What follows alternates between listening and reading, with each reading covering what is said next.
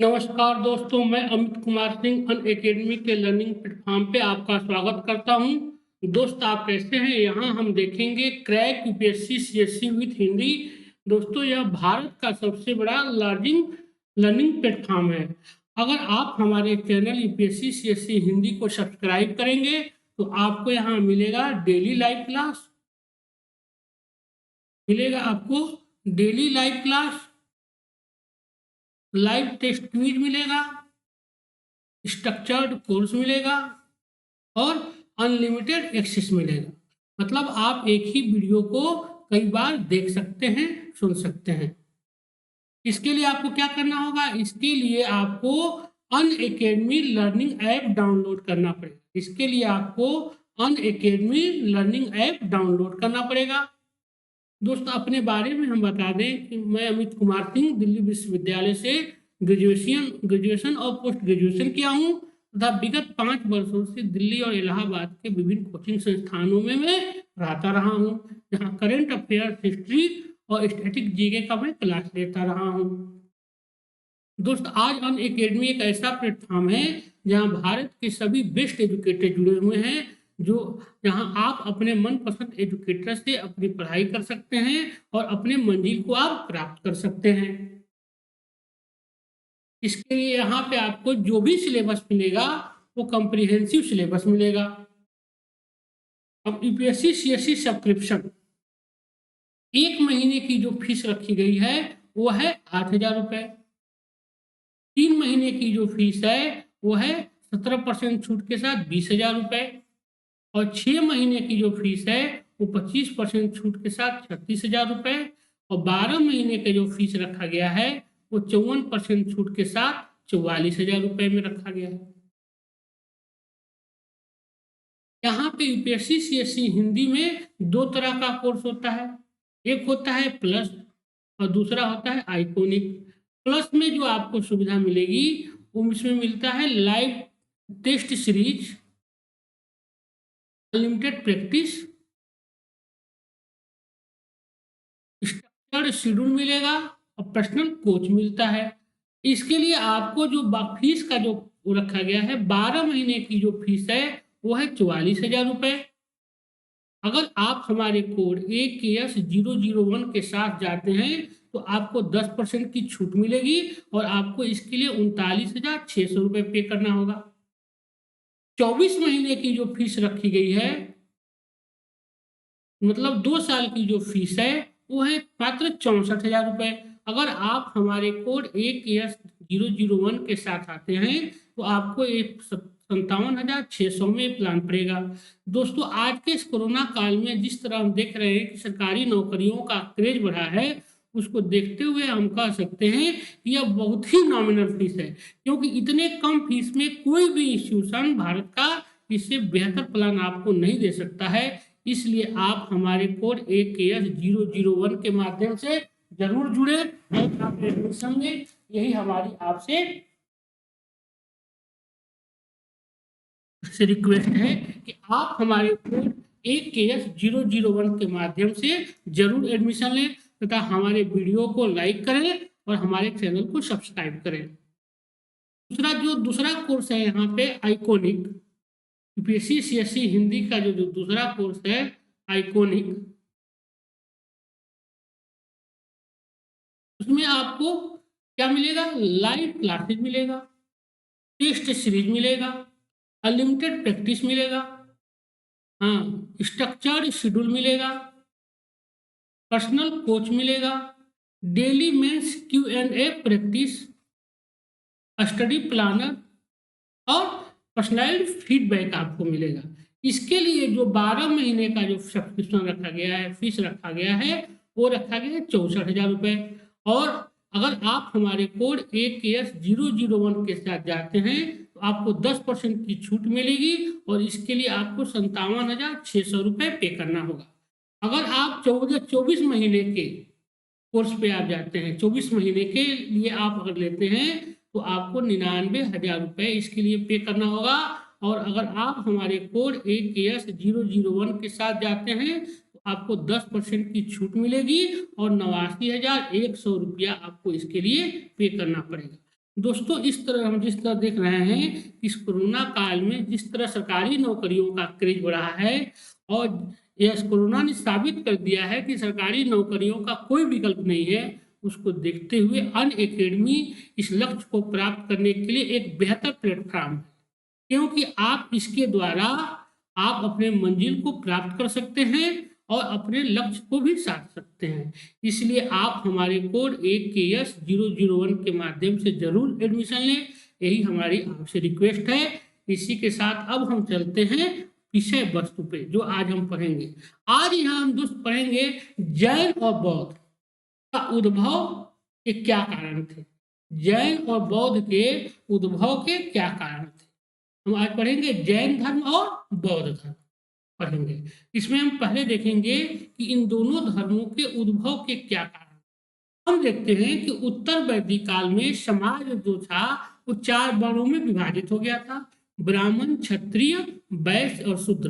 प्रत्येक वर्ण के कर्तव्य अलग अलग निर्धारित किए गए थे, लेकिन कालांतर में जो वर्ण व्यवस्था का निर्धारण था वो कर्म पे आधारित न होकर जन्म मूलक हो गया।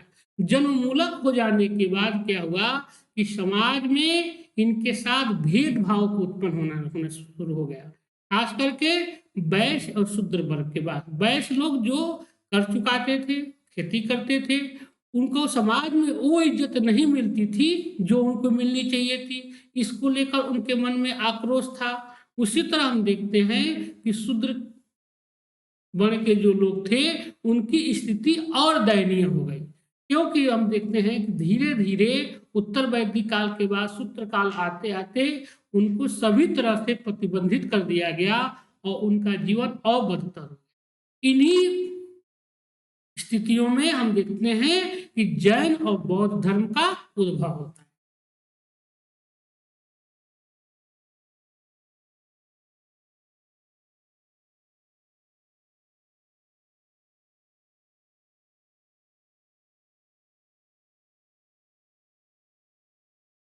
अब हम देखते हैं कि जब वर्ण व्यवस्था कायम हो गई, तो वर्ण व्यवस्था में जो व्यक्ति जितने ऊंचे वर्ण का होता था उतना ही उसे शुद्ध और सुविधाकारी माना जाता था, मतलब सुविधाओं को भोग करने वाला माना जाता था।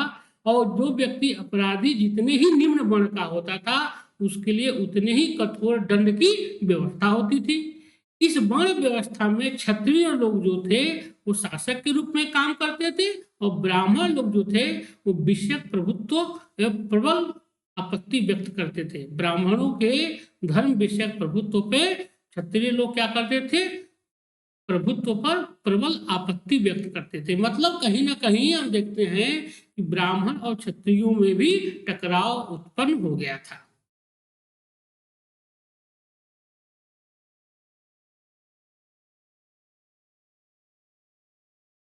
विविध विशेषाधिकारों का दावा करने वाले पुरोहितों या ब्राह्मणों की श्रेष्ठता के विरुद्ध क्षत्रियों का खड़ा होना नए धर्म का उद्भव का कारण बना। अगर मान लीजिए कहा जाए कि अगर हो सकता था कि अगर क्षत्रिय की जगह पे कोई दूसरा अगर जैन और बौद्ध धर्म को खड़ा करने की कोशिश करता तो वह नहीं कर पाता, क्योंकि ये दोनों वर्ग क्या थे उस समय समाज में मजबूत स्थिति में थे, इनकी पकड़ थी। एक का धर्म पे पकड़ था ब्राह्मण वर्ग का, तो क्षत्रिय वर्ग का राजकर्म पे पकड़ था। अगर कोई दूसरा इसमें अपना वो लगाता तो हो सकता है कि दोनों वर्ग मिलके उसको समाप्त कर सकते। इसीलिए जैन और बौद्ध धर्म को सहायता इसीलिए मिली कि इनका संस्थापक कौन थे, दोनों क्षत्रिय वर्ग से थे और दोनों राज परिवार से थे। इसलिए अन्य जो राज परिवारों से इनका वैवाहिक संबंध था, और इन दोनों धर्मों की प्रगति में ये राज परिवार क्या बने, इस धर्म के सहायक बने। जैन धर्म के संस्थापक भगवान महावीर और बौद्ध धर्म के संस्थापक गौतम बुद्ध दोनों क्षत्रिय वंश से थे, और दोनों ने ब्राह्मणों की मान्यता को क्या किया, चुनौती दिया। छठी शताब्दी के उत्तरार्ध में लोहे का प्रयोग बढ़ने से मध्य गंगा के मैदान में लोग अधिक संख्या में क्या हो गए, बसने लगे, तथा लोहे के औजारों के प्रयोग से जंगलों की सफाई, खेती और बड़ी बड़ी बस्तियों का निर्माण हुआ। हम देखते हैं कि 1000 ईसा पूर्व के आसपास क्या होता है, 1000 ईसा पूर्व के आसपास लोहे की खोज हो जाती है, और लोहे की खोज हो जाने से क्या हो गया, कृषि कर्म में लोगों का ज्यादा झुकाव हो जाता है। और लोहे की खोज हो जाने के बाद, क्योंकि गंगा का जो बेल्ट था वो क्या था, उपजाऊ था, और इसीलिए यहाँ लोग ज्यादा से ज्यादा बसने लगे। इसके लिए उन्होंने जंगलों की सफाई, खेती बाड़ी में बस्तियों का निर्माण या हुआ, जिसमें लोहे का महत्वपूर्ण योगदान है। इसी काल में हम देखते हैं कि पूर्वोत्तर भारत में अनेक नगरों की स्थापना हुई। पूर्वोत्तर भारत में अनेक नगरों की स्थापना हुई। उदाहरण कौशाम्बी प्रयाग के समीप, कुशीनगर जिला देवरिया उत्तर प्रदेश के समीप, वाराणसी, वैशाली इसी नाम से नवसर्जित जिला उत्तर बिहार, चिराग सारण, राजगीर आदि जो थे नगरों की स्थापना होती है।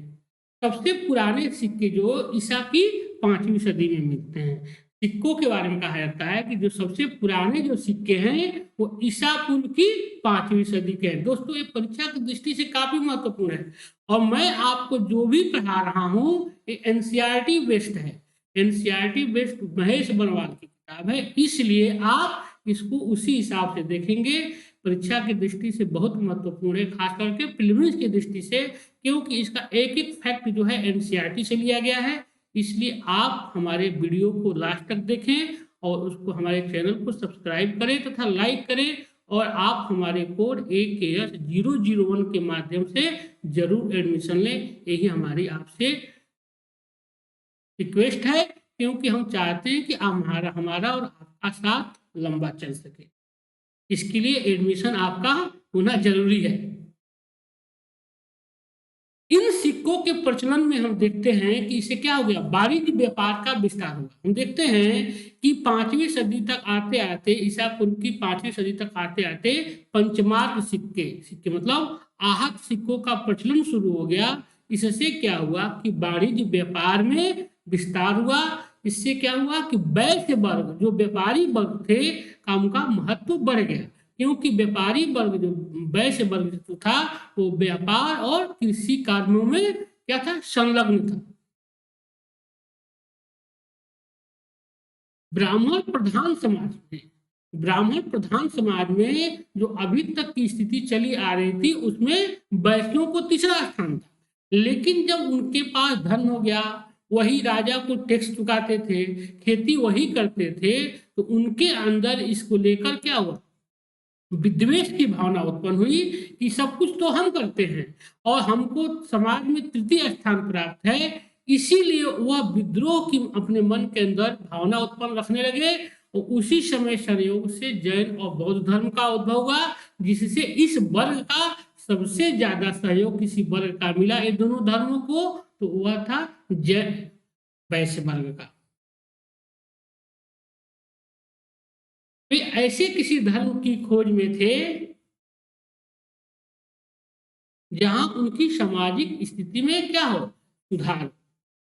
दूसरा, वणिकों जो सेठी कहलाते थे ने गौतम बुद्ध और उनके शिष्यों को अत्यधिक मात्रा में दान दिए। कहने का मतलब ये हुआ कि व्यापारी वर्ग जो थे, सेठी वर्ग, व्यापारी वर्ग थे, वणिक वर्ग, सबसे ज्यादा इन लोगों ने जैन और बौद्ध लोगों को क्या किया, दान में दिए।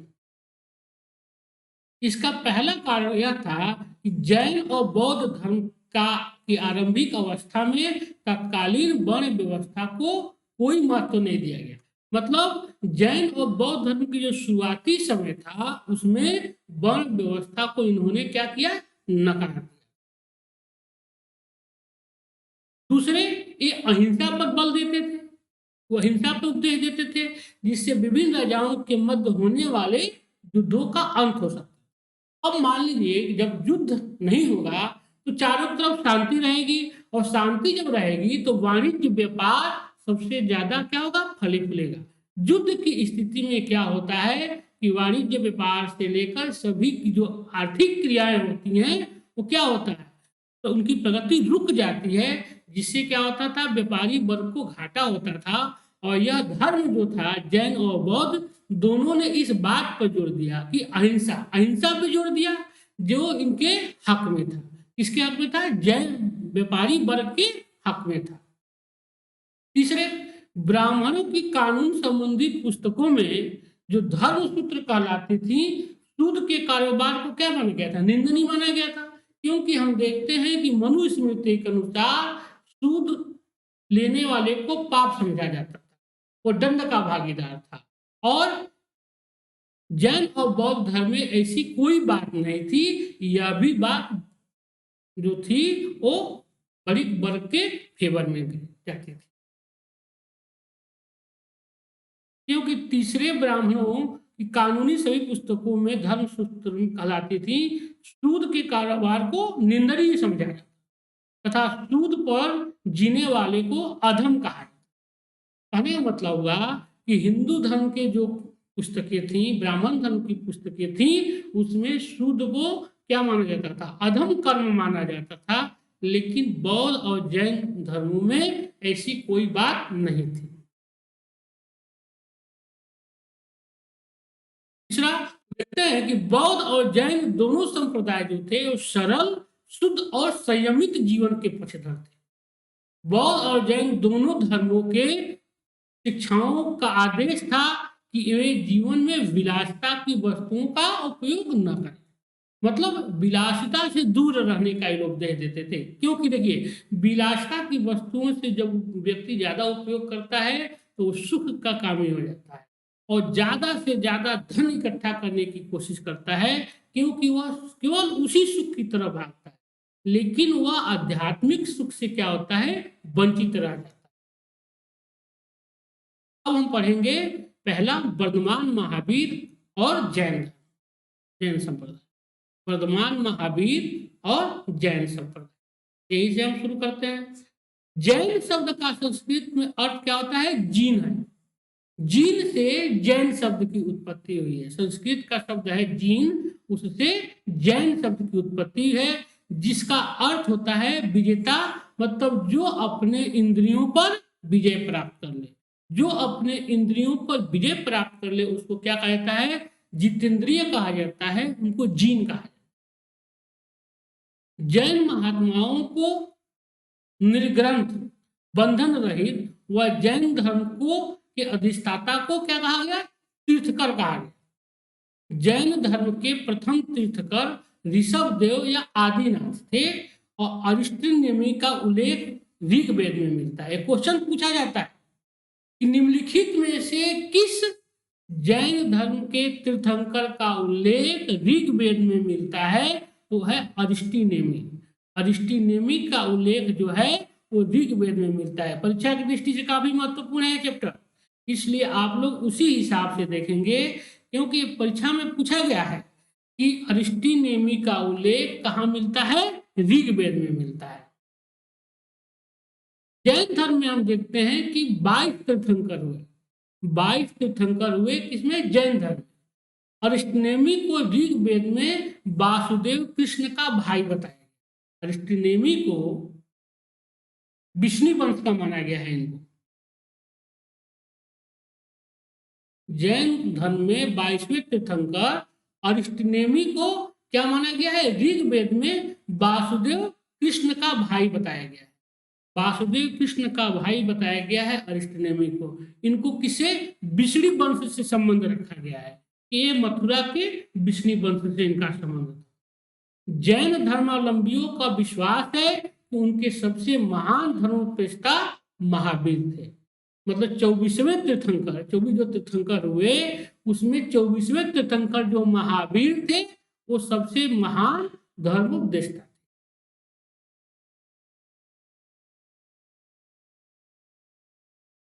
इसके पहले 23 और आचार्य हुए जो तीर्थकर कहलाते थे। जैन धर्म के प्राचीनतम सिद्धांतों में उपदेष्टा 23वें तीर्थंकर पार्श्वनाथ माने जाते हैं, जो कहाँ के थे? कई बार परीक्षा में पूछा गया है कि जैन धर्म के 23वें तीर्थंकर जो पार्श्वनाथ थे, ये इनका संबंध कहाँ से था? इनका संबंध था वाराणसी के काशीराज परिवार। ये वाराणसी के काशीराज के पुत्र थे। काशीराज के ये पुत्र थे। ये परीक्षा में पूछा गया है। पार्श्वनाथ जी जो थे ये काशी के राजा के पुत्र थे।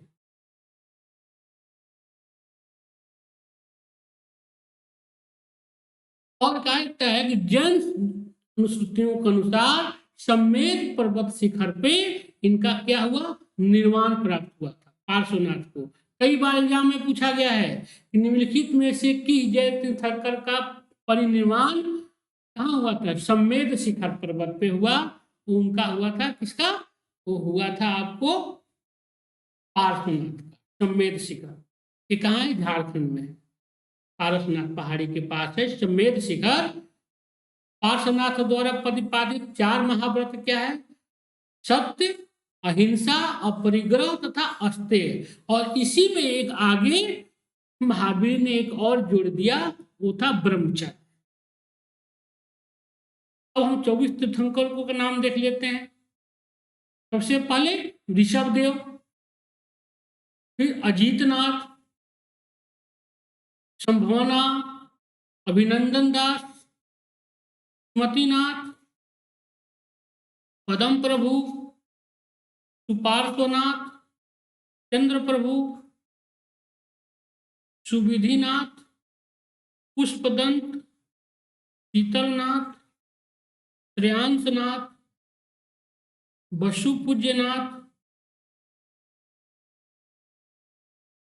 विमलनाथ, अनंतनाथ, धर्मनाथ, कुंथुनाथ, हरनाथ, मल्लीनाथ। मल्लीनाथ के बारे में कहा जाता है कि यह एक महिला इनको तीर्थंकर माना है। मल्लीनाथ को महिला तीर्थंकर। मुनि सुब्रतनाथ, नेमिनाथ, अरिष्टि नेमी और 23वें पार्श्वनाथ और 24वें महावीर स्वामी। ये 4 तीर्थंकर हुए। इसमें इतना ज्यादा जानने की जरूरत नहीं है। पहले तीर्थंकर का नाम जानना चाहिए जो परीक्षा में पूछा जाता है, ऋषभ देव।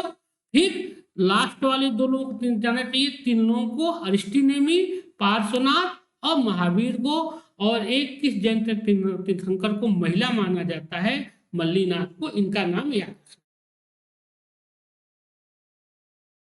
यथार्थ में जैन धर्म की स्थापना पार्श्वनाथ के आध्यात्मिक शिष्य वर्धमान महावीर ने किया। पार्श्वनाथ के आध्यात्मिक शिष्य थे वर्धमान महावीर ने किया था। वर्धमान महावीर का जन्म 540 ईस्वी पूर्व। कई बार परीक्षा में पूछा गया है कि वर्धमान महावीर का जन्म कब हुआ था, तो 540 ईसा पूर्व में वैशाली के निकट कुंडग्राम में हुआ। वैशाली के निकट कुंडग्राम में हुआ था। अब हम देखेंगे कि 24वें तीर्थंकर बॉक्स में आपके सुविधा के अनुसार इसको बना दिया गया है कि आप यहाँ से एक बार में ही देख लेंगे। इनका जन्म कब हुआ था, 540 ईसा पूर्व में। जन्म स्थल था इनका वैशाली के निकट कुंडग्राम के निकट, बिहार में है वैशाली, वहां के कुंडग्राम में हुआ था। इनके पिता का नाम सिद्धार्थ था। कई बार एग्जाम में पूछा गया है। जो बज्जी संघ के कुंडग्राम के ज्ञातिक कुल के क्षत्रिय कुल के क्या थे, प्रधान थे। मतलब जो वैशाली गणराज्य था उसके एक राज्य के राजा इनके पिता थे सिद्धार्थ। इनकी माता जो थी वो त्रिशला थी, जो लिच्छवी वंश के शासक चेटक की बहन थी। इनका बचपन का नाम वर्धमान महावीर था। इनकी पत्नी का नाम यशोदा था, जो कुंडी गोत्र के राजा समरवती की कन्या थी। और इनके पुत्रीय का नाम था प्रियदर्शना और दामाद इनके थे जमाली। इनके प्रथम विरोधी हुए, बाद में उन्होंने एक अलग धर्म की स्थापना की ज्ञान प्राप्ति के 14वें वर्ष। इनको ज्ञान की जो प्राप्ति हुई 14वें वर्ष में। किसके इनके थे, मक्खली पुत्र गोशाल, जो बाद में आजीवक संप्रदाय के संस्थापक बने। ये महावीर के क्या थे, शिष्य थे। ये महावीर के शिष्य थे मक्खली गोशाल। प्रथम शिष्य इनके थे जमाली, इनके दामाद। द्वितीय विरोधी इनके तीसगुप्त, ज्ञान प्राप्ति के 16वें वर्ष। गृह त्याग इन्होंने 30 वर्ष की आयु में अपने बड़े भाई नंदी बर्मन की आज्ञा से इन्होंने गृह त्याग कर दिया। और गृह त्याग के 12वें वर्ष तपस्या के पश्चात इनको ज्ञान की प्राप्ति हुई। कहाँ हुई, ऋजुपारिका नदी के तट पर जंभिक ग्राम में ऋजुपारिका नदी के तट पे साल वृक्ष के नीचे। ये पूछा गया क्वेश्चन है कि ऋजुपारिका नदी के तट पर साल वृक्ष के नीचे महावीर को क्या हुआ, ज्ञान की प्राप्ति हुई घर छोड़ने के 12वें वर्ष में।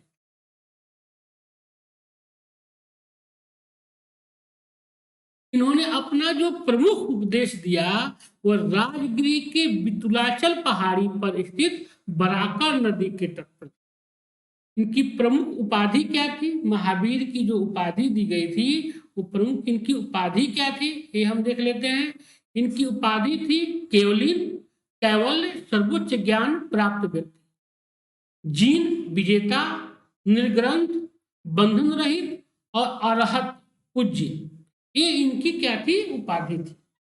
जीवन के अंत में हम देखते हैं कि जीवन के अंत में निर्वाण पावापुरी में इनको 72 वर्ष की आयु में बिहार के राजगृह के पावापुरी में इनकी 468 ईस्वी में सस्तीपाल के यहाँ इनका क्या हो गया, 468 ईसा पूर्व में सस्तीपाल मल्ल गणराज्य के प्रधान शासक क्षेत्र शासित राजा थे, सस्तीपाल के यहाँ इनकी मृत्यु हो गई।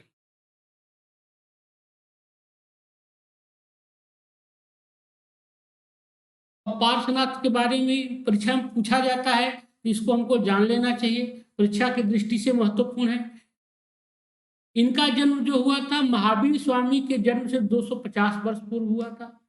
ये काशी के राजा अश्वसेन के पुत्र थे। कई बार पूछा गया है एग्जाम में कि इनके पिता कौन थे, वो काशी के राजा अश्वसेन थे। इनकी माता जो थी बामा देवी थी, पत्नी का नाम इनके प्रभावती था और विवरण पार्श्वनाथ 23वें तीर्थंकर थे तथा ऐतिहासिक माने जाते हैं। जैन ग्रंथों में पार्श्वनाथ को पुरुषाजनियम कहा गया है, इससे उनके अनुयायियों को निर्ग्रंथ कहा। मतलब पार्श्वनाथ जो थे वो काशीराज के पुत्र थे और महावीर स्वामी के 250 वर्ष पूर्व वो आए थे और इनके पिता का नाम अश्वसेन था जो काशी के राजा थे।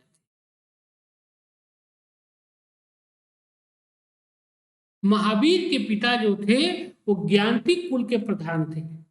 बताए ना कि वैशाली जो था गणराज्य, उस गणराज्य के एक राज्य के राजा इनके पिता थे जो ज्ञानती कुल के थे।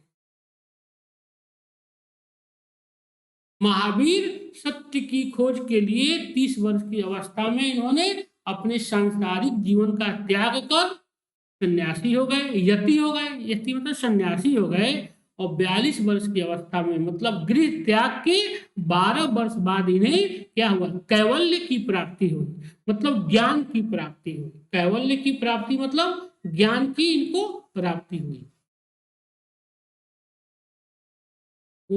और वहां उन्होंने क्या किया, वस्त्रों का पूर्ण त्याग कर दिया।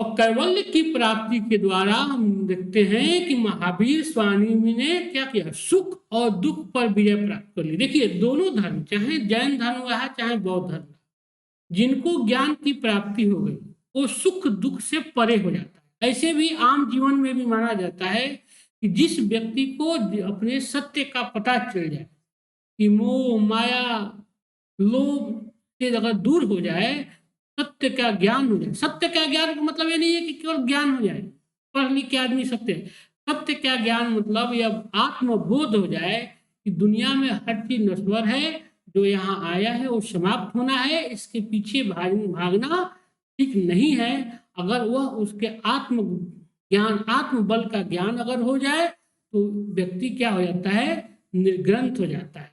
वह क्या होता है, कैवल्य को प्राप्त कर लेता है, वह कैवल्य को प्राप्त कर लेता है। यही जैन और बौद्ध दोनों में, महावीर और गौतम बुद्ध दोनों लोगों को हुआ था। उनको सत्य का आभास हो गया। ये अच्छी बताइए ये किस चीज की कमी थी इनको? ये तो राजा के पुत्र थे, चाहते तो अपना पूरा जीवन राजसी जीवन में गुजार सकते थे।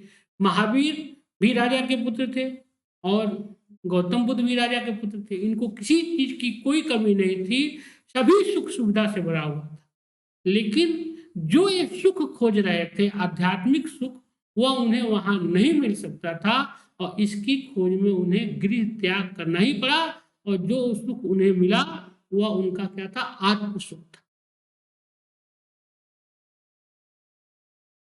जैन धर्म के सिद्धांत जो हैं 5 महाव्रत है। 4 जो महाव्रत हैं इसको किसने दिया था? पार्श्वनाथ ने दिया था। अहिंसा, सत्य, अस्तेय, अपरिग्रह, ये तो पार्श्वनाथ का दिया हुआ था, जिसमें 5वां महावीर ने जोड़ दिया, वो था ब्रह्मचर्य। 5वां महावीर ने जोड़ा। अब अहिंसा में क्या है कि हिंसा नहीं करनी चाहिए, अहिंसा मतलब हिंसा नहीं करनी चाहिए। सत्य, हमेशा झूठ नहीं बोलना चाहिए। अस्तेय, चोरी चोरी नहीं करना चाहिए। अपरिग्रह, संपत्ति अर्जित नहीं करना चाहिए। और ब्रह्मचर्य, इंद्रियों को वश में करना चाहिए। अपरिग्रह, संपत्ति अर्जित नहीं करना चाहिए, जैन धर्म में है।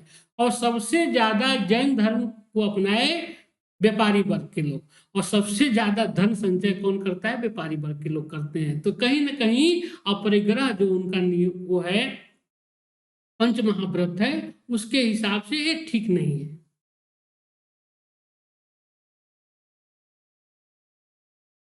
इन 5, अभी हम बताए इन 5 महाव्रतों में 4 जो महाव्रत थे वो किसने? पार्श्वनाथ ने दिए थे। जबकि 5वां महाव्रत था जो ब्रह्मचर्य था, उसको महावीर ने जोड़ा। जैन धर्म में अहिंसा या किसी प्राणी को नहीं सताने के व्रत पर सबसे ज्यादा जोर दिया गया है। मतलब अहिंसा पे सबसे ज्यादा जोर दिया गया है। इसीलिए कहा जाता है कि यह धर्म अतिशय अहिंसा पे जोर दिया, इसीलिए इसका क्या हुआ? ये धर्म बहुत जल्दी इसका लोप हो गया, या तो सीमित क्षेत्र में हो गया। बौद्ध धर्म को जितनी प्रशंसा मिली उतना जैन धर्म को नहीं मिला, क्योंकि यह अतिवादी अहिंसा पे ज्यादा जोर देने लगा कि खेती नहीं करना चाहिए, खेती करने से क्या होते हैं कि जो कीड़े मकोड़े हैं वो मर जाते हैं। यह क्या था? एक मिथ की बात। अगर आप खेती नहीं करेंगे तो क्या खाएंगे भाई? सब लोग केवल व्यापार तो कर ही नहीं सकते हैं, इसलिए व्यापारी वर्ग ने तो इसको अपनाया।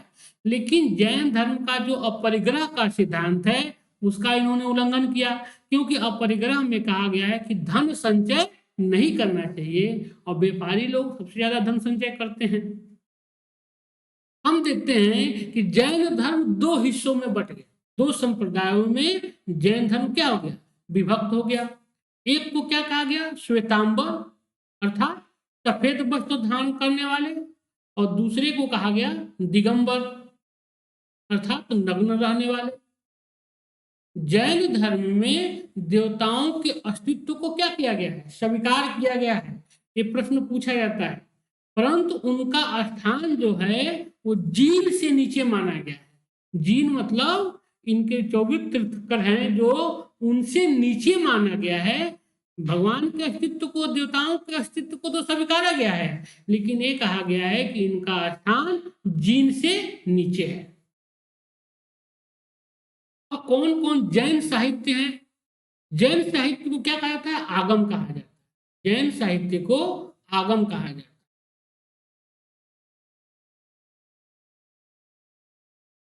इसमें इसके 12 अंग, 12 उपांग, 10 प्रकीर्ण, 6 छंद सूत्र, 4 मूल सूत्र, 1 नंदी सूत्र, 1 अनुयोगवार है। जैन धर्म में उल्लिखित ज्ञान मति, इंद्रिय जनित ज्ञान, श्रुति, श्रवण ज्ञान, अवधि, दिव्य ज्ञान,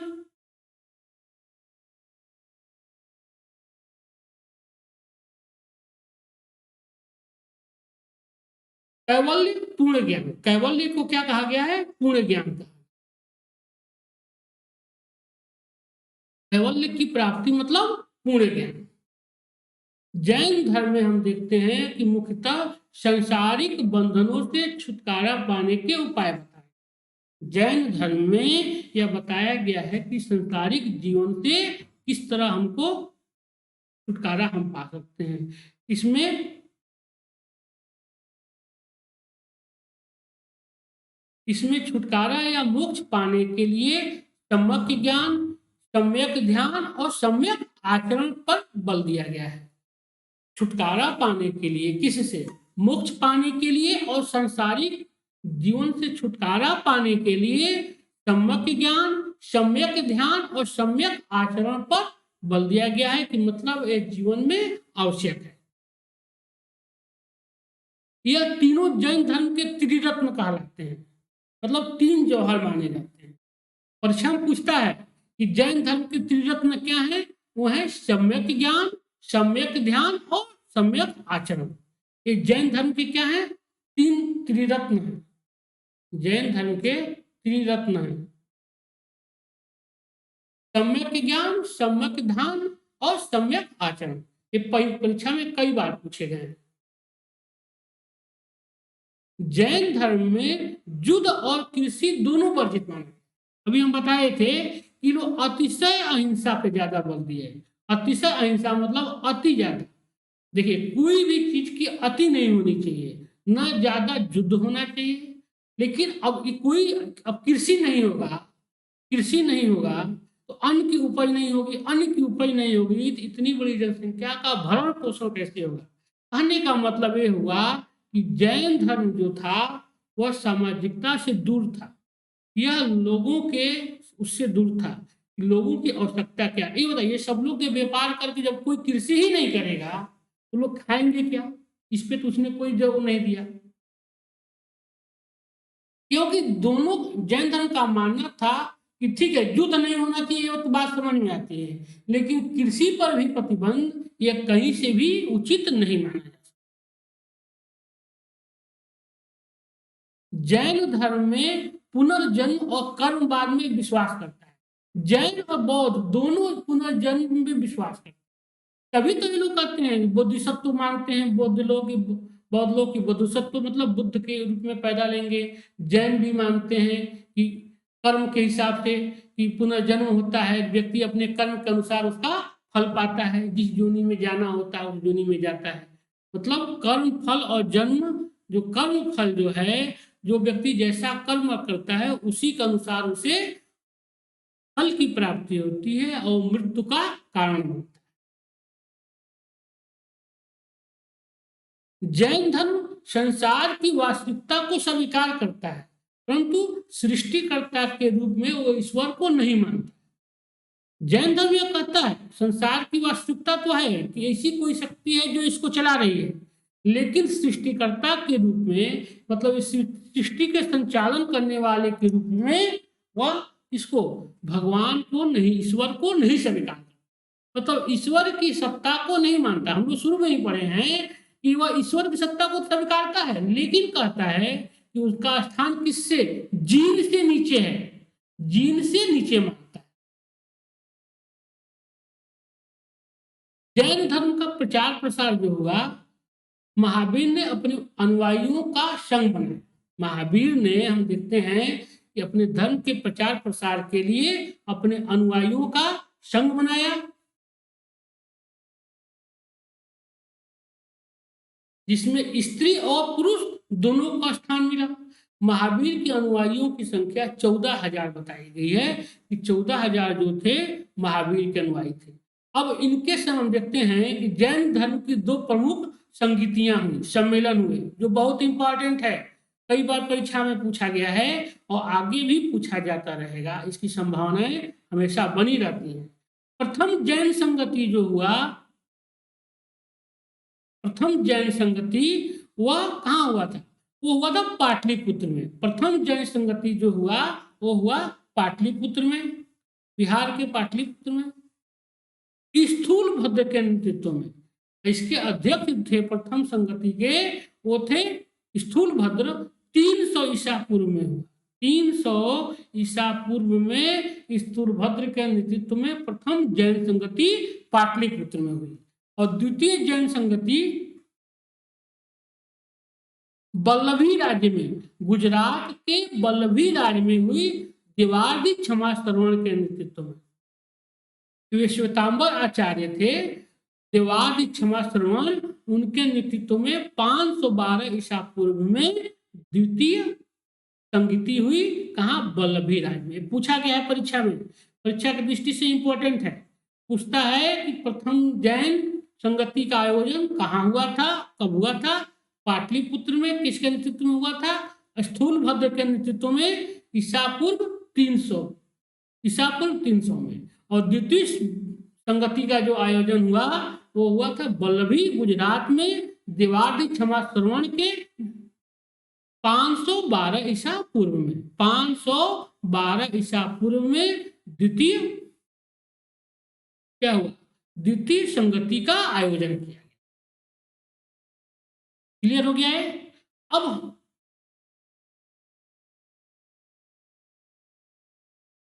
हम देखते हैं कि जैन धर्म ने अपने आप को ब्राह्मण धर्म से स्पष्ट पृथक नहीं किया था।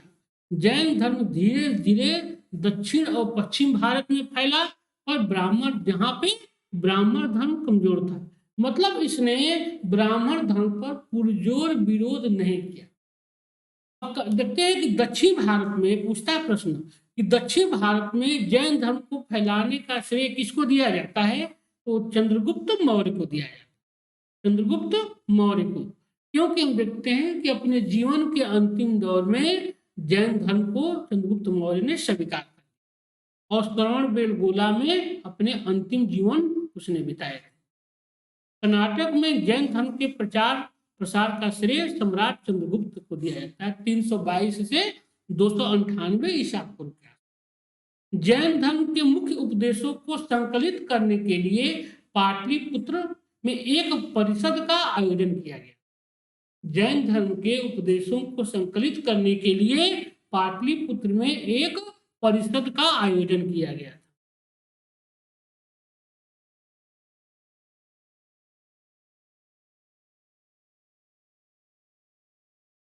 अच्छा, अब हम आगे देखते हैं।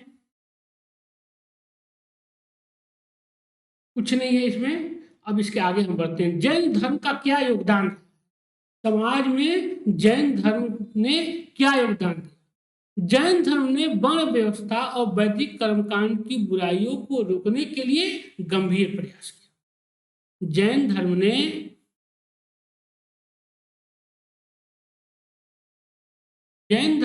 वर्ण व्यवस्था और वैदिक कर्मकांड की बुराइयों को रोकने के लिए गंभीर प्रयास किया।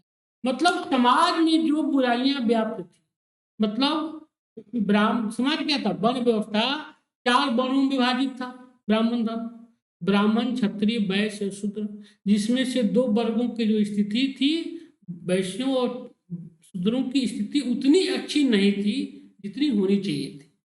इसको रोकने के लिए इन्होंने गंभीर प्रयास किया और वैदिक कर्मकांड जिसमें बलि दी जाती थी, पशु हत्या होती थी, इसका भी इन्होंने पुरजोर विरोध किया। मतलब वैदिक कर्मकांड जो होते थे जिसमें भेदभाव होता था, उसका भी इन्होंने क्या किया, पुरजोर गंभीर विरोध किया। इसीलिए कहा जाता है कि जैनों ने संस्कृत भाषा का परित्याग किया, क्योंकि संस्कृत किसकी मानी जाती थी, ऊपर के भद्रजनों की भाषा मानी जाती थी, ऊपर के 2 वर्णों की भाषा थी। खास करके ब्राह्मण वर्ग का सबसे ज्यादा पकड़ किस पे था, संस्कृत पे था। इसीलिए इसने आम जन की भाषा प्राकृत को अपनाया। जैन धर्म ने आम जन की भाषा, जो बोलचाल की भाषा थी, इसने प्राकृत को अपनाया। किस लिए, ज्यादा से ज्यादा लोगों को, आम जन को अपनी तरफ आकर्षित करने के लिए, क्योंकि संस्कृत जो था वह एक खास वर्ग की भाषा थी।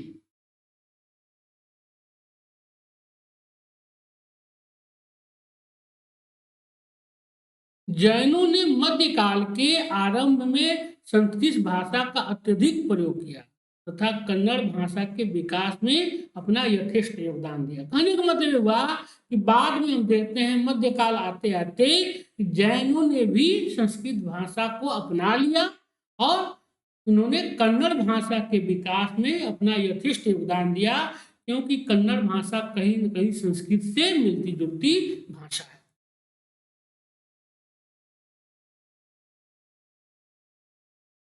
अब प्रमुख जैन तीर्थंकर उनके प्रतीक जो परीक्षा में पूछे जाते हैं कि कौन सा प्रतीक किस तीर्थंकर का है, ये बहुत बार परीक्षा में पूछा गया है। तो ऋषभ देव का जो है प्रथम जो तीर्थकर हैं, ऋषभ देव जिनको आदिनाथ भी कहा जाता है, उनका प्रतीक क्या है? सांड, ऋषभ है। अजीतनाथ जो द्वितीय तीर्थंकर हैं, उनका प्रतीक हाथी है। शांतिनाथ जो 16वें तीर्थंकर हैं, उनका प्रतीक हिरण है।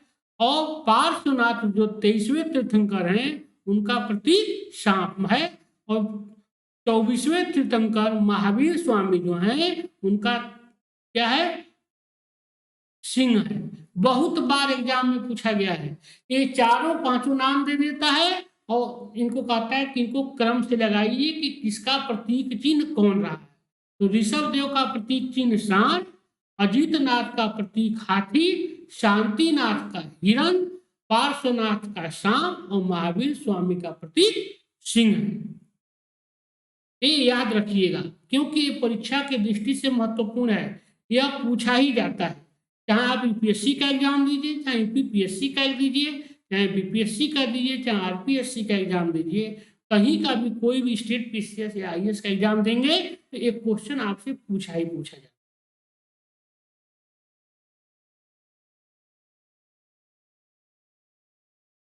अब जैन धर्म की पुस्तक कल्पसूत्र जो है, जैन धर्म की पुस्तक कल्पसूत्र,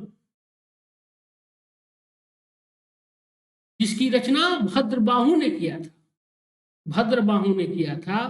देखिए, भद्रबाहु और स्थूल भद्र दो थे। भद्रबाहु जो थे, जब कहता है कि पाटलिपुत्र के क्षेत्र में अकाल पड़ा तो भद्रबाहु के नेतृत्व में ही ये दक्षिण चले गए जैन, जिसमें कौन थे? पाटलिपुत्र का शासक चंद्रगुप्त मौर्य भी भद्रबाहु के साथ ही गया था। ठीक है।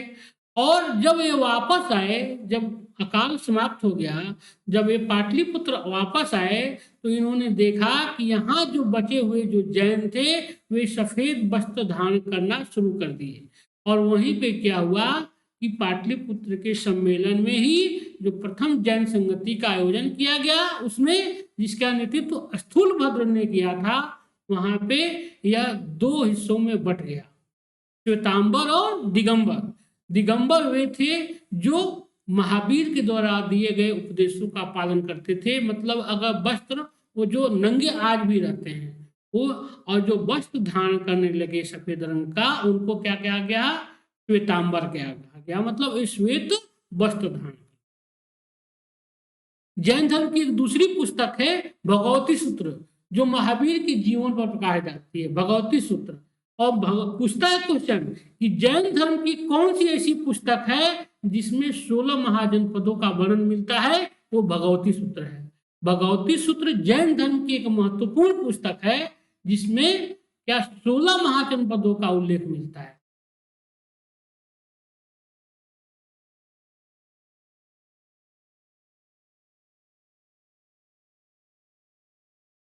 भगवती सूत्र में महावीर के जीवन प्रकाश डालता है और 16 महाजनपदों का इसमें उल्लेख मिलता है, इसलिए इंपॉर्टेंट है। भगवती सूत्र में 16 महाजनपदों को मिलता है।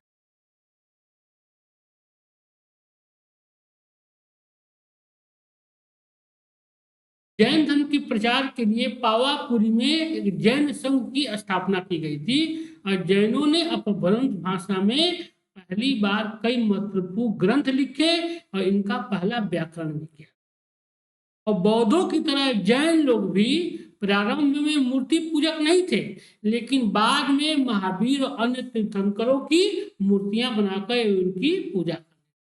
मतलब हिंदू धर्म की वही बुराइयां इनके अंदर भी आ गई जो पहले से हिंदू धर्म में, जिसका इन्होंने विरोध किया था।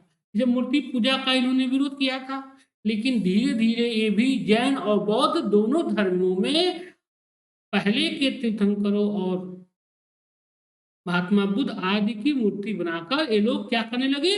पूजा करने लगे। अब हम पढ़ेंगे गौतम बुद्ध, बौद्ध धर्म। गौतम बुद्ध क्या थे? महावीर के समकालीन थे। 540 ईसा पूर्व में हम देखते हैं महावीर का जन्म होता है और 563 ईसा पूर्व में गौतम बुद्ध का जन्म होता है। 563 ईसा 563 ईसा पूर्व में गौतम बुद्ध का जन्म होता है। ये शाक्य कुल के क्षत्रिय थे, शाक्य कुल के क्षत्रिय थे।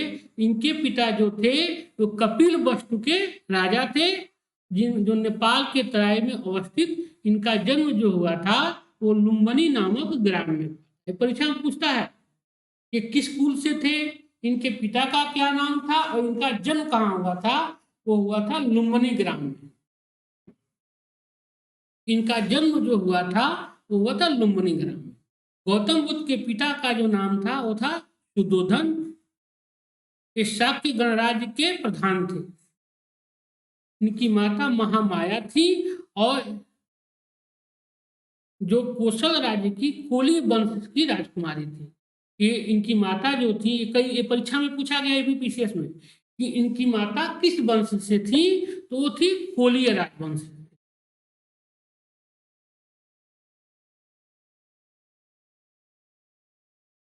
बुद्ध की जन्म के एक सप्ताह बाद ही इनकी माता महामाया देवी की मृत्यु हो गई।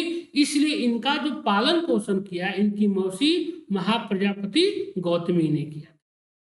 महाप्रजापति गौतमी ने इनका पालन पोषण किया और 16 वर्ष की आयु में शाक्य कुल की कन्या यशोधरा, कहीं बिंबा मिलता है, गोपा भी मिलता है, भद्र कच्छना भी मिलता है, से इनका विवाह हुआ और उन्हें एक पुत्र प्राप्त हुआ जिसका नाम राहुल था। मतलब हम देखते हैं कि बुद्ध का जन्म जो हुआ वो शाक्य गणराज्य में हुआ। इनके पिता शाक्य गणराज्य के प्रधान थे सुदोधन, और इनकी माता महामाया थी जो कोली वंश की राजकुमारी थी। लेकिन जन्म के एक सप्ताह बाद ही इनकी माता का निधन हो गया और इनका पालन पोषण इनकी मौसी महाप्रजापति गौतमी ने किया। और 16 वर्ष की आयु में गौतम बुद्ध का विवाह शाक्य कुल की एक राजकुमारी कन्या यशोधरा से हुआ, जिसका नाम कहीं बिंबा भी मिलता है, गोपा भी मिलता है और भद्र कच्छना भी मिलता है। और इनसे एक पुत्र प्राप्त हुआ जिसका नाम राहुल था।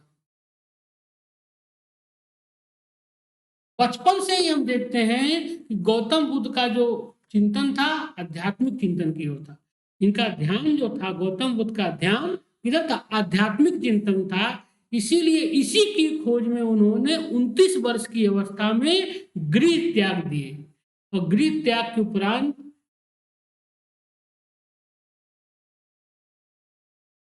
इन्होंने गृह त्याग दिया। अब बौद्ध धर्म के वास्तविक संस्थापक महात्मा बुद्ध के बारे में हम लोग जान लेते हैं एक बॉक्स में, जो प्रीलिम्स के हिसाब से काफी महत्वपूर्ण है, जान लीजिए। जन्म इनका हुआ था 563 ईसा पूर्व, 563 ईसा पूर्व में। जन्म स्थल लुम्बिनी वन, कपिल वस्तु वर्तमान में रुमनदेही अभिलेख से पता चलता है। अशोक के रुमनदेही अभिलेख से पता चलता है। इनके पिता थे सुदोधन जो शाक्य कुल के गणराज्य के कपिल वस्तु के शासक थे। इनकी माता महामाया देवी थी जो कोली गणराज्य की राजकुमारी थी। इनके बचपन का नाम सिद्धार्थ था जो गौतम गोत्र से संबंधित थे, इसीलिए इनका एक नाम गौतमी भी है। इनका विवाह जो 16 वर्ष की अवस्था में यशोधरा से हुआ। इनके एक पुत्र की प्राप्ति हुई जिसका नाम राहुल था और गृह त्याग इन्होंने किया। कि घटना को, गृह त्याग की घटना को क्या कहा जाता है, कई बार परीक्षा में पूछा गया है, महाभिनिष्क्रमण। महाभिनिष्क्रमण कहा जाता है इनके गृह त्याग की घटना को। इनके गृह त्याग की घटना को महाभिनिष्क्रमण कहा जाता है। इनका सारथी था चन्ना, घोड़े का नाम था कंथक और इनके जो गुरु, प्रथम गुरु जो थे वो थे अलार कलाम। कई बार परीक्षा में पूछा गया है इनके प्रथम गुरु कौन थे, वो थे अलार कलाम। ज्ञान की प्राप्ति इनको 35 वर्ष की अवस्था में वैशाख पूर्णिमा के दिन हुई। 35 वर्ष की अवस्था में वैशाख पूर्णिमा के दिन इनको ज्ञान की प्राप्ति हुई और ये क्या कहलाए, बुद्ध कहलाए। ज्ञान प्राप्ति स्थल गया, बोध गया बिहार, निरंजना नदी के तट पे, निरंजना नदी या फल्गु नदी के तट पे इनको ज्ञान की प्राप्ति हुई बट वृक्ष के नीचे। बट वृक्ष के नीचे निरंजना नदी के तट पे गया में इनको क्या हुआ, ज्ञान की प्राप्ति हुई। और प्रथम उपदेश इन्होंने, देखिए जैन क्या किए, जैन की तरह ये लोग भी, बौद्ध लोग भी आम जन की भाषा पाली का उपयोग किया और सारनाथ में इन्होंने अपना प्रथम उपदेश दिया, जिसको ऋषि पत्तन कहा जाता है। ऋषि पत्तन, सारनाथ का एक नाम ऋषि पत्तन भी है, जो कई बार एग्जाम में पूछा।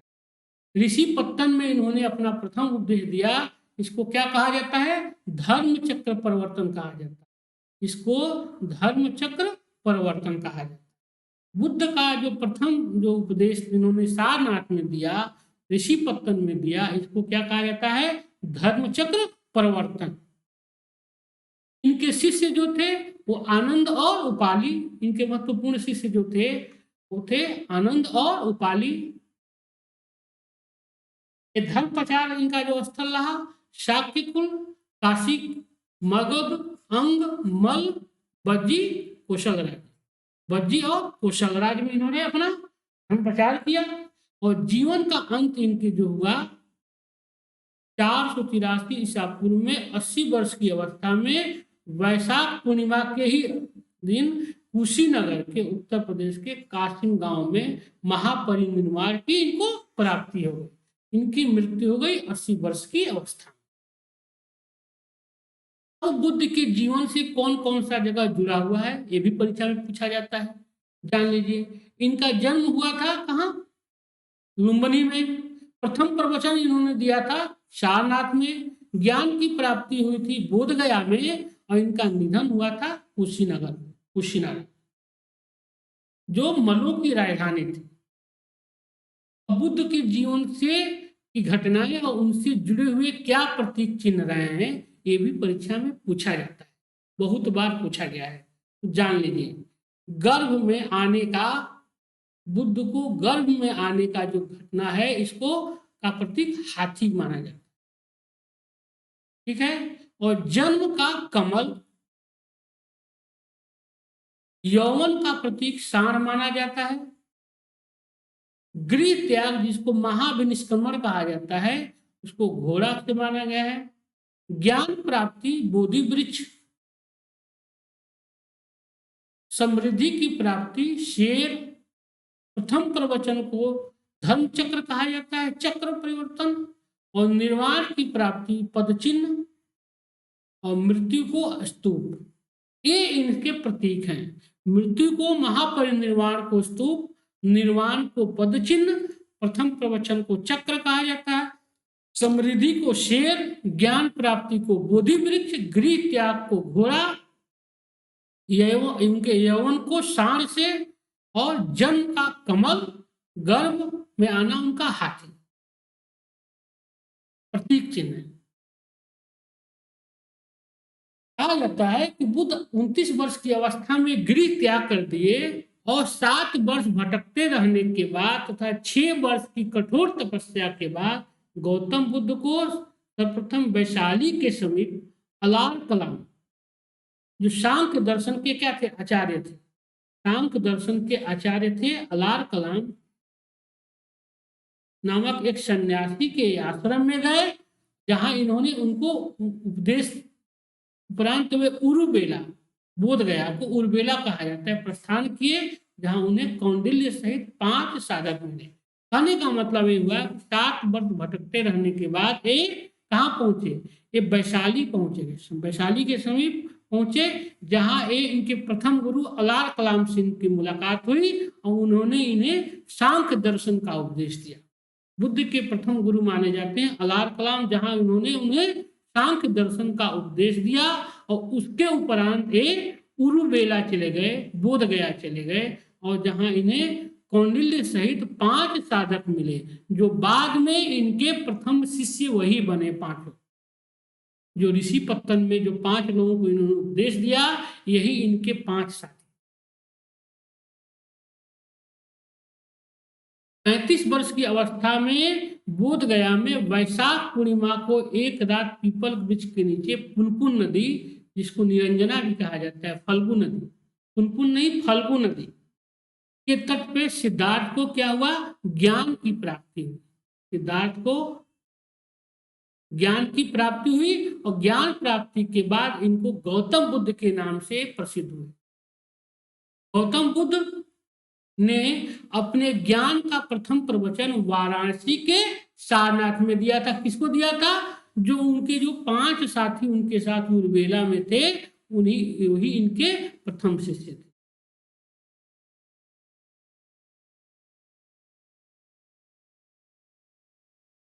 देखिए वही चीज करा है कि यहाँ पर उन्होंने 5 ब्राह्मण सन्यासियों को अपना प्रथम उपदेश दिया। 5 ब्राह्मण सन्यासियों को उन्होंने अपना प्रथम उपदेश दिया, जिसे बौद्ध ग्रंथों में क्या कहा गया है? धर्म चक्र प्रवर्तन कहा गया। बुद्ध के द्वारा जो 5 लोगों को पहली बार शिक्षा दी गई उसको क्या कहा गया है? धर्म चक्र प्रवर्तन कहा जाता है। महात्मा बुद्ध ने तपस और मल्लिक नामक 2 शूद्रों को भी बौद्ध धर्म का सर्वप्रथम अपना अनुयायी बनाया। बहुत इंपॉर्टेंट है, क्योंकि उस समय के लिए एक बहुत बड़ी घटना थी। महात्मा बुद्ध ने तपस और मल्लिक नामक 2 शूद्रों को बौद्ध धर्म का सर्वप्रथम अपना अनुयायी बनाया। बुद्ध ने अपने जीवन का सर्वाधिक उपदेश है, कई बार परीक्षा में पूछा गया है कि बुद्ध ने अपना जीवन का सर्वाधिक उपदेश कहाँ दिए या सर्वाधिक वर्षा काल कहाँ बिताए थे? तो वो बिताए थे कोसल देश की राजधानी श्रावस्ती में। कोसल की राजधानी श्रावस्ती में उन्होंने अपना सर्वाधिक समय बिताया और सबसे ज्यादा अपना प्रचार का जिन्होंने केंद्र बनाया वो अपना मगध को प्रचार का सबसे बड़ा केंद्र बनाया। लेकिन सबसे ज्यादा वर्षा काल जो व्यतीत किए, सबसे ज्यादा उपदेश जहां दिए वो था श्रावस्ती, कौशल की जो राजधानी थी। उनके धर्म प्रचार के कार्यों में ऊंच नीच, अमीर गरीब और स्त्री पुरुष के भी कोई भेदभाव नहीं था। मतलब कहने का मतलब ये हुआ कि बुद्ध के द्वारा ऊंच नीच, स्त्री पुरुष किसी के साथ कोई भेदभाव नहीं था। महात्मा बुद्ध के प्रसिद्ध अनुयायियों में शासक वर्ग से संबंधित थे, क्योंकि कई शासक वर्गों में तो इनकी अपनी रिश्तेदारी भी थी। इसमें शासक वर्गों में हम देखते हैं कि बिंबसार जो मगध का शासक था, प्रसेनजीत कौशल का शासक और कौशाम्बी के शासक उदयन जो थे इनके शिष्य थे। बुद्ध के प्रधान शिष्य उपाली और आनंद थे। बुद्ध के जो प्रधान शिष्य थे वो थे उपाली और आनंद। सारनाथ में बौद्ध संघ की स्थापना। अब आप लोग इतना तो पढ़ लें। देखिए यह चैप्टर पीटी के हिसाब से बहुत महत्वपूर्ण होता है। यहाँ से क्वेश्चन किसी भी एग्जाम में पूछे जाते हैं धर्म से, इसलिए घबराने की जरूरत नहीं है। आप हमारे लेक्चर को ठीक से सुनेंगे और आप पीपीटी को ठीक से पढ़ लेंगे तो क्वेश्चन आपको परीक्षा में गलत नहीं होंगे। मैं एक बार फिर अमित कुमार सिंह आप लोगों का स्वागत करता हूं। आप लोग हमारे वीडियो को जरूर देखें और हमारे चैनल को सब्सक्राइब करें और हमारे वीडियो को लाइक करें तथा आप हमारे कोड AKS001 के माध्यम से जरूर एडमिशन लें। यही हमारी आपसे विनती है, रिक्वेस्ट है, आप जरूर हमसे एडमिशन लें। मेरा कोड है AKS001।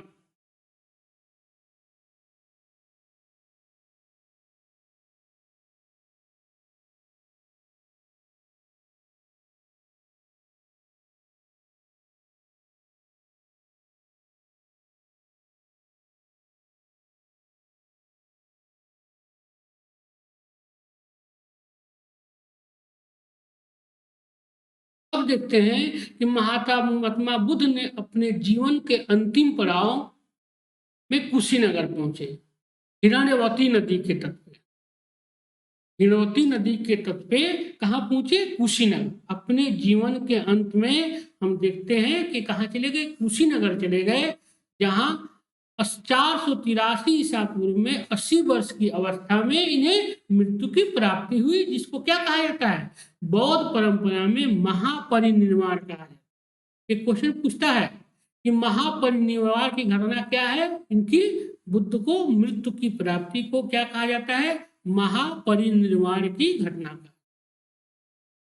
मृत्यु से पूर्व कुशीनगर को परिचालक सुभद्र को उन्होंने अपना अंतिम उपदेश दिया। कुशीनगर में उन्होंने सुभद्र को अपना अंतिम उपदेश, इनका अंतिम शिष्य जिसको बनाया और सुभद्र को बनाया। महानिर्वाण के बाद बुद्ध के अवशेषों को 8 भागों में विभाजित करके 8 स्थानों पर रखा गया। कहां रखा गया देख लीजिए।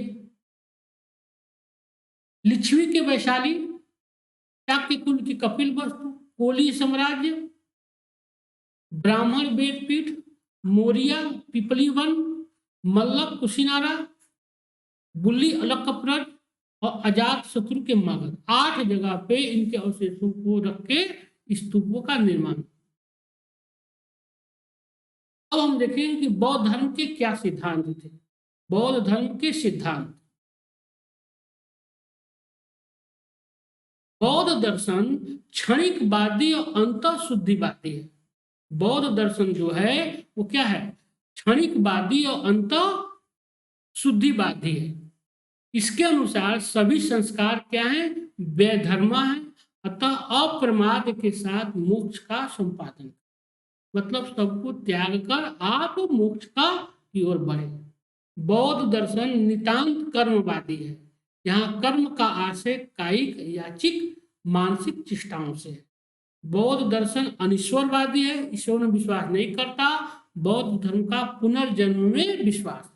जैन और बौद्ध दोनों का पुनर्जन्म में विश्वास है।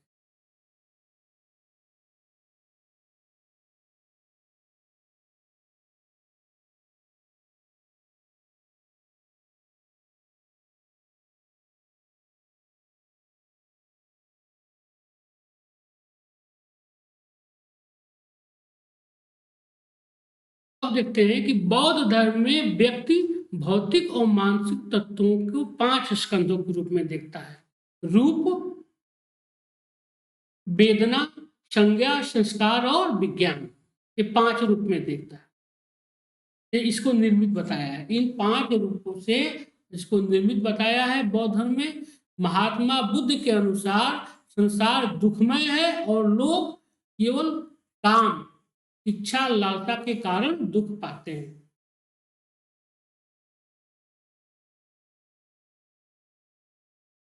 बुद्ध का जो जन्म हुआ था वो वैशाख पूर्णिमा के दिन हुआ था, इसीलिए इसको बुद्ध पूर्णिमा के रूप में मनाया जाता है। आर्य सत्य क्या है? दुख है, दुख का कारण है। दुख, दुख समुदाय, दुख का कारण, दुख का निरोध और दुख निरोध गामिनी प्रतिपदा, ये 4 जो है ये बौद्ध धर्म के आर्य सत्य हैं जो परीक्षा में पूछे जाते हैं। दुख, दुख समुदाय, दुख निरोध और दुख निरोध गामिनी प्रतिपदा, ये 4 जो हैं आर्य धर्म, आर्य सत्य हैं। 4 आर्य सत्य हैं जो पूछा जाता है परीक्षा। उनकी शिक्षा है कि न आध्यात्मिक विलास करना चाहिए और न अत्यधिक विलास करना चाहिए और न अत्यधिक संयम। मतलब कहने का मतलब ये हुआ कि मध्य मार्ग पे चलना चाहिए। मध्य मार्ग, बौद्ध धर्म जो है वो मध्य मार्गी है। लेकिन यही देखते हैं कि जैन धर्म अतिशय विरोध किसी भी चीज का, कृषि का विरोध, मतलब अतिवादी माना जाता है। जैन धर्म अतिवादी है, लेकिन बौद्ध धर्म इतना दिन टिके रहने का एक सबसे बड़ा कारण है कि यह धर्म क्या है? मध्य मार्गी है। न अत्यधिक किसी चीज विलास करना चाहिए और न अत्यधिक किसी चीज से संयम बरतना चाहिए। ये मध्य मार्ग है। देखिए आगे वही चीज है कि ये लोग क्या थे? मध्य मार्ग के प्रतिपादक थे। बुद्ध ने अपने अनुयायियों के लिए आचार नियम निर्धारित किए। बुद्ध ने दुख को निवृत्ति के लिए अष्टांगिक मार्ग का उपाय, अष्टांगिक मार्ग, तो पूछा जाता है कि अष्टांगिक मार्ग का संबंध किससे है? वो है बौद्ध धर्म से। अब क्या क्या है अष्टांगिक मार्ग? 8 अष्टांगिक मार्ग हैं।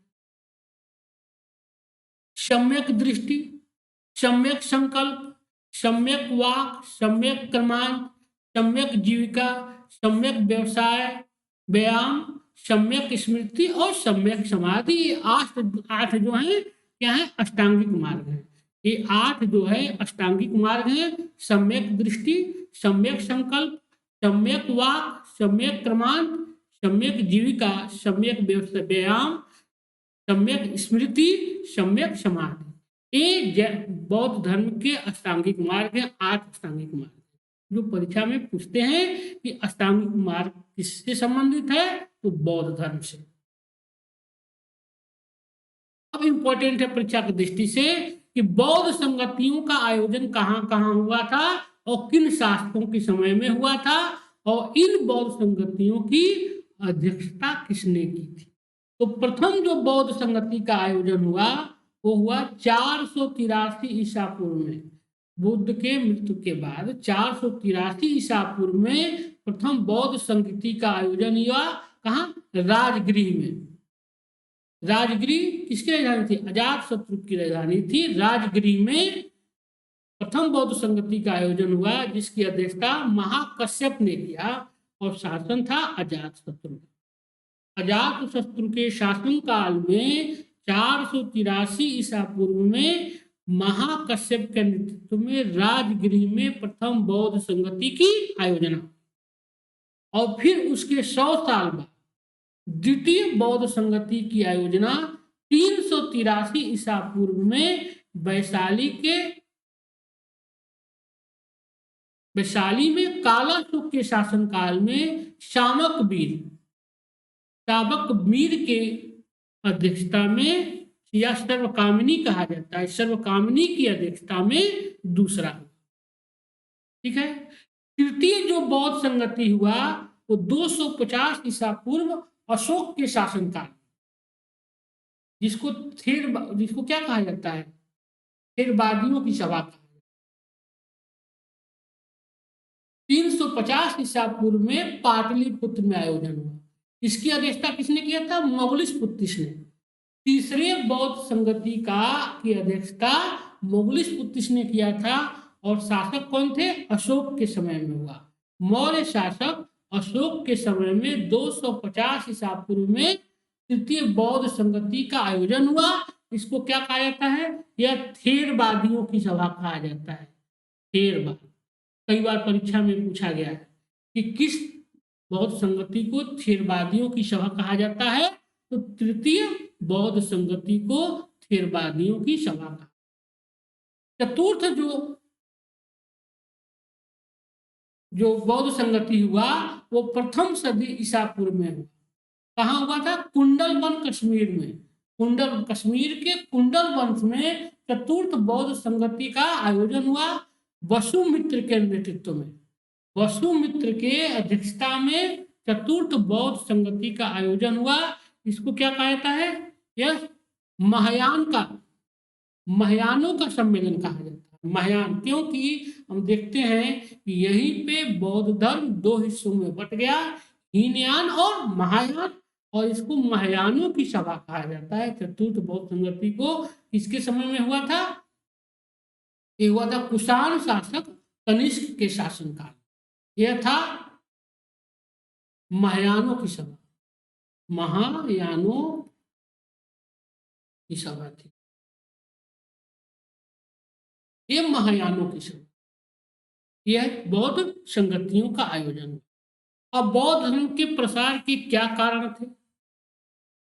महात्मा बुद्ध की मृत्यु के उपरांत उनकी शिक्षाओं को संकलित कर 3 पिटकों का निर्माण किया गया। 3 पिटक, त्रिपिटक जिसको कहा जाता है। सबसे पहला सुत्त पिटक। सुत्त पिटक,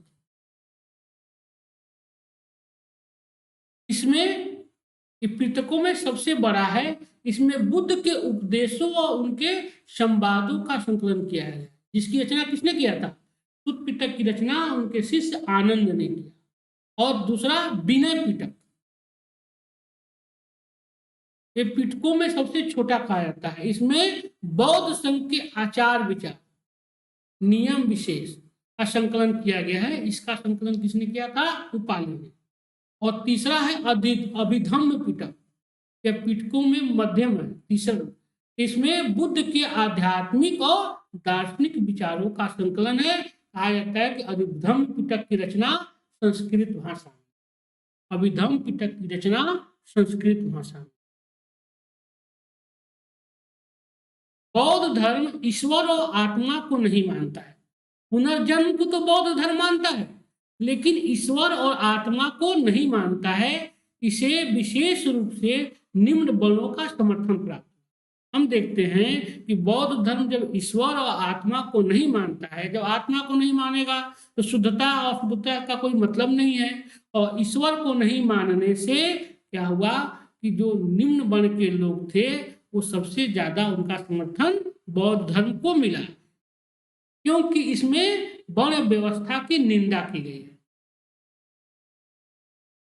बौद्ध धर्म में वर्ण व्यवस्था की निंदा की गई है। बौद्ध संघ का द्वार सभी के लिए खुला था, भले वह किसी भी जाति से क्यों न। बौद्ध धर्म ने दिवालिया, दासों और ऋण न चुका पाने वालों को संघ में प्रवेश को वर्जित किया। बौद्ध धर्म में दिवालिया व्यक्ति, दास और ऋण न चुका पाने, देखिए इसके पीछे कारण था, क्योंकि हम देखते हैं कि बौद्ध धर्म को सबसे ज्यादा समर्थन वणिक वर्ग के द्वारा मिला, राजाओं के द्वारा मिला। अगर इन चीजों पर ये लोग प्रतिबंध नहीं करते तो हो सकता था कि इनको इनका समर्थन नहीं मिलता, क्योंकि दासों को प्रतिबंध कर देने से राजवर्ग को कोई नुकसान नहीं हुआ और दिवालिया और ऋण न चुका पाने वालों को संघ में रोकने से क्या हुआ कि इससे वणिक वर्ग को फायदा, इसीलिए इसने मध्य मार्ग का रास्ता अपनाया। संघ में प्रवेश का अधिकार प्रारंभ में स्त्रियों को नहीं था, परंतु बाद में दे दिया गया, जिससे उन्हें पुरुषों के बराबरी प्राप्त होती। कहा जाता है कि सबसे पहली महिला जिन्होंने बौद्ध धर्म स्वीकार किया वो थी महाप्रजापति गौतमी, जो बुद्ध की द्वितीय माँ थी, मौसी थी, को दिया। वो भी अपने शिष्य आनंद के कहने पर उन्होंने महाप्रजापति गौतमी को बौद्ध धर्म में प्रवेश दिलाया।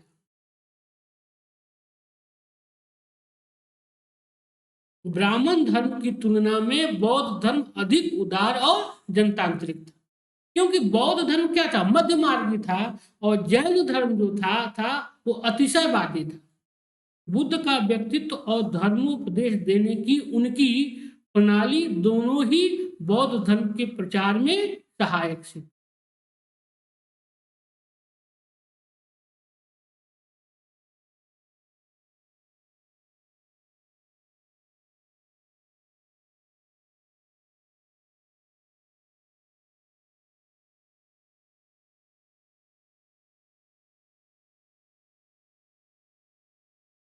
अब हम देखते हैं कि बौद्ध धर्म के पतन के क्या कारण रहे। बौद्ध धर्म के पतन के कारण देखते हैं कि ईसा की 12वीं सदी तक आते आते बौद्ध धर्म भारत से क्या हो गया? लुप्त हो गया। इसमें भी ब्राह्मण धर्म की वे सभी बुराइयां आ गई जिनके विरुद्ध इन्होंने आरंभ में लड़ाई लड़ी थी। हम देखते हैं कि 12वीं सदी तक आते आते बौद्ध धर्म में वही बुराइयां आ गई। अधिक धन का संचय करना, जो इससे संबंधित जो लोग थे वो क्या हो गए? अत्यधिक धन आ जाने से विलासी हो गए। महिलाओं का प्रवेश पहले ही शुरू हो गया था। इससे क्या हुआ कि व्यभिचार की मात्रा भी बढ़ गई और इन्होंने भी उसी मार्ग को अपना लिया जो ब्राह्मण धर्म ने अपनाया था, जिससे इस धर्म का पतन निश्चित हो गया।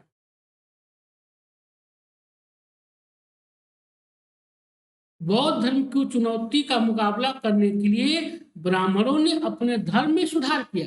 उन्होंने गोधन की रक्षा पर बल दिया तथा स्त्रियों और शूद्रों के लिए भी धर्म का मार्ग प्रशस्त किया। मतलब हिंदू धर्म ने अपने अंदर क्या लाए? सुधार लाके, हिंदू धर्म ने अपने अंदर सुधार लाके बौद्ध धर्म के मुकाबले में लेके आए अपने धर्म को, और उन्होंने गोधन की रक्षा पर बल दिया और महिलाओं को और शूद्रों को भी समाज में उचित स्थान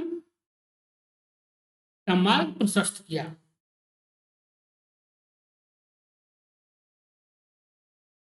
तो हम देखते हैं कि इन सभी से बौद्ध भिक्षुओं का जीवन क्या हुआ, कालांतर में बौद्ध धर्म में वही विकृति आ गई जो बाद में उन्होंने जन सामान्य भाषा पाली को छोड़ दिया और इन्होंने संस्कृत को ग्रहण कर लिया। संस्कृत को ग्रहण करने से क्या हुआ कि आम जन इसके से कटते हुए चले गए। ईसा की पहली सदी में वे बड़ी मात्रा में क्या गए प्रतिमा पूजन करने लगे, बुद्ध और बोधिसत्वों की पूजा करने लगे, उपासकों से अत्यधिक चढ़ावा लेने लगे। इससे क्या हुआ कि इनके अंदर विलासिता की प्रवृत्ति जगी और बौद्ध विहारों को राजाओं से भी अत्यधिक संपत्ति मिला और लास्ट में हम देखते हैं कि इसी संपत्ति के कारण मुस्लिम आक्रामकताओं का सबसे ज्यादा अगर कोई शिकार हुए तो बौद्ध मठ ही हुए।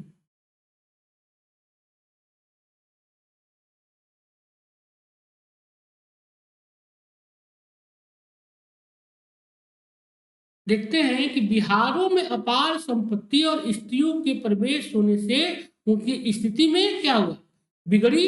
बौद्ध भिक्षु नारी को अब भोग की वस्तु समझने लगे, मतलब वही बुराइयां इनके अंदर भी आ गई जो हिंदू धर्म में थी। एक समय बुद्ध अपने प्रिय शिष्य आनंद से कहा था कि यदि बिहारों में स्त्रियों का प्रवेश नहीं हुआ रहता तो यह धर्म 1000 वर्ष रहता, लेकिन यह अब केवल 500 वर्ष तक रहेगा।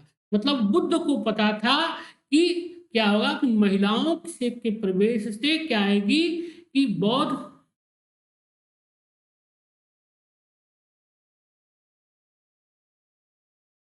महिलाओं के प्रवेश से वही कुरीतियां इसमें भी आ जाएंगी जो अन्य धर्मों में थी। इसलिए उन्होंने कह दिया कि इस धर्म अब केवल 500 वर्ष तक ही चलेगा। कहा जाता है कि ब्राह्मण शासक पुष्यमित्र शुंग ने भी बौद्धों को प्रताड़ित किया और बौद्ध धर्म के ह्रास में उसने योगदान दिया। इसी तरह शैव संप्रदाय के हुण राजा मिहिर कुल के द्वारा भी सैकड़ों बौद्धों को मौत के घाट उतार दिया गया। गौड़ देश के शिव भक्त शासक शशांक ने बोध वृक्ष को ही कटवा दिया और जिसके नीचे बुद्ध को ज्ञान की प्राप्ति हुई थी, इसके भी द्वारा बौद्ध धर्म का पतन निश्चित हुआ।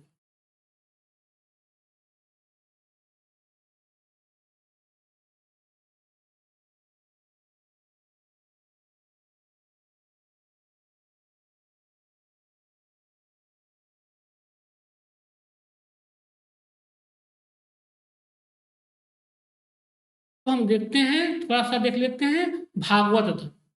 अब देखते हैं कि छठी ईसा पूर्व में शताब्दी ईसा पूर्व में जैन और बौद्ध धर्मों का उदय के अतिरिक्त कुछ अन्य संप्रदायों का भी उदय उसी के साथ हुआ जो कट्टरपंथी थे। इनमें सबसे प्रमुख था भागवत एवं शैव संप्रदाय, जिनका उत्तरोत्तर विकास होता गया। इनके अनुसार भक्ति द्वारा ईश्वर को प्राप्त किया जा सकता है। ये लोग कहते थे कि भक्ति के द्वारा ईश्वर, इन्होंने भक्ति पर जोर दिया, भागवत धर्म ने इस पे जोर दिया, भक्ति पे जोर दिया। इन्होंने कहा कि भक्ति के द्वारा ईश्वर को प्राप्त किया जा सकता है, यज्ञ बलि और पूजा के द्वारा नहीं। इन्होंने यज्ञ बलि और पूजा का विरोध किया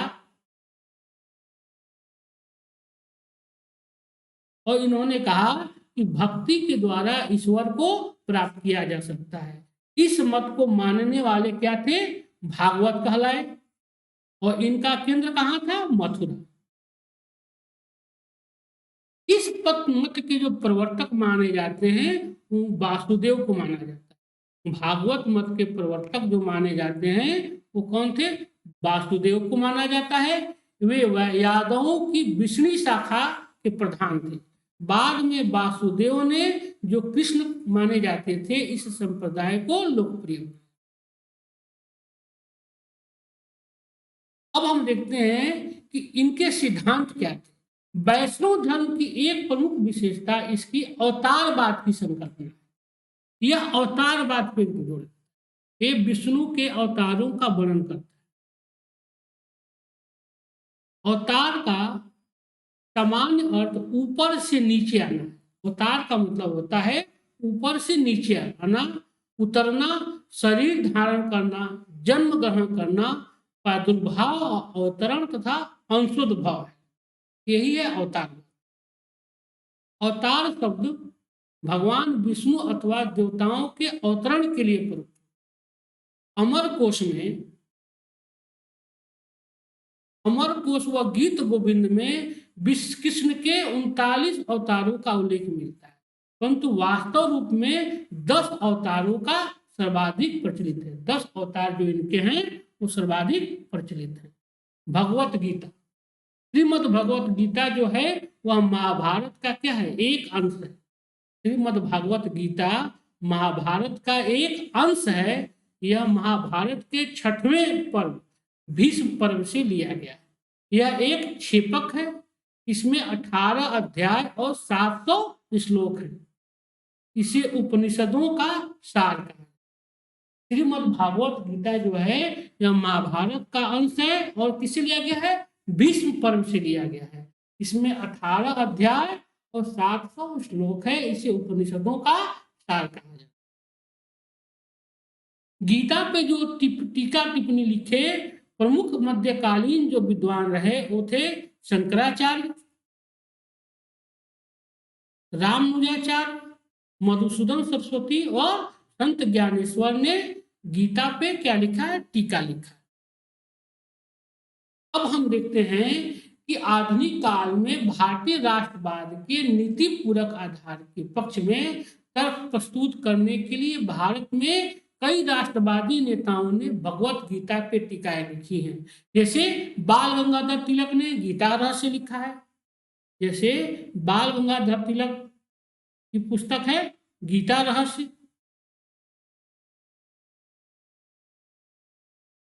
Aurobindo Ghosh exchange on the Gita और महात्मा गांधी की भगवत गीता। और विष्णु के 10 अवतार जो परीक्षा में पूछे जाते हैं जान लीजिए। पहला मत्स्य अवतार, दूसरा कूर्म अवतार, तीसरा वराह अवतार, चौथा नरसिंह अवतार, पांचवा वामन अवतार, छठा परशुराम अवतार, सातवां राम अवतार, आठवां कृष्ण अवतार और 9वां बुद्ध अवतार को बुद्ध को माना गया। और 10वां माना जाता है कि कल्कि के अवतार के रूप में भगवान का जन्म होगा, कल्कि अवतार।